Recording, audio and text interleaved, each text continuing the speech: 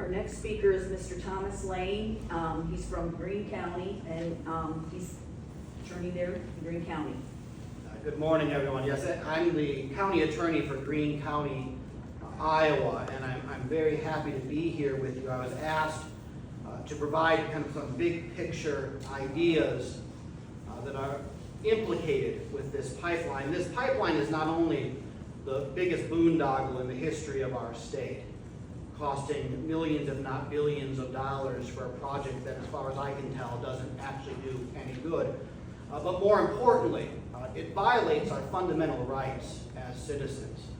Both the Fifth Amendment to the United States Constitution and Article 1, Section 18 of the Iowa Constitution guarantee that the government will not take our property unless it's for a public use. And this taps into the first premises of our system of government. We create governments to protect our pre-existing, natural, God-given rights. Our rights do not come from the government. On the contrary, we create governments to protect the rights we were given by God. This is stated clearly in our Declaration of Independence, that we hold these truths to be self-evident, that all men are created equal, endowed by their Creator with certain inalienable rights, and one of the most fundamental of those rights is the right to private property. We create governments so that we know our belongings will be protected, that people can't steal our property with impunity. And yet here a private company has harnessed the coercive powers of the state to take property from private landowners, and it's not for a public use. That's the constitutional protection. We will only have our property taken if we're provided just compensation and if it's for a public use, like a public road. This is a private company taking property invested with the right of eminent domain from our government to take property from private landowners against their wishes to build a hazardous liquid pipeline.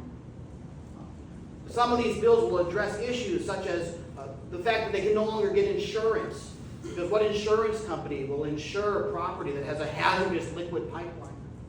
But there's also a bill being proposed that will prohibit the taking of agricultural land for the construction of hazardous liquid pipelines.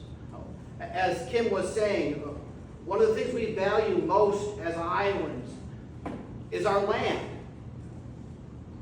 And at this point, private companies have the ability to go before the Iowa Utilities Commission, obtain the power of eminent domain, and take land from private landowners. And this bill would prevent that for the construction of hazardous liquid pipelines. We create governments to protect our rights, and yet here the instrumentalities of government are being used to violate our rights. We create government to protect our rights, and our government at the federal and state levels is facilitating their violation. And these bills will address that. We have invested our elected officials with great power and responsibility. The foremost responsibility is to protect our rights. And I commend our legislators who have drafted these bills, who are sponsoring these bills, and who are defending our constitutional rights from violation. Polling is showing that 78% of Iowans oppose the use of eminent domain for the construction of this pipeline.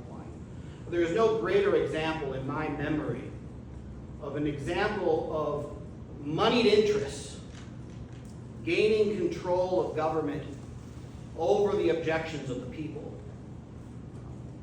And I believe these bills will return power to the people, will ensure that our laws are consistent with the values and beliefs of the vast majority of Iowans, and will protect our property from further invasions by private companies. So I congratulate and commend the legislators who are here today, who have been so instrumental in getting these bills to the floor in both the House and the Senate. And I thank the press for their attendance today and making the public aware of what's happening in our state and what's being done to stop it. Thank you very much.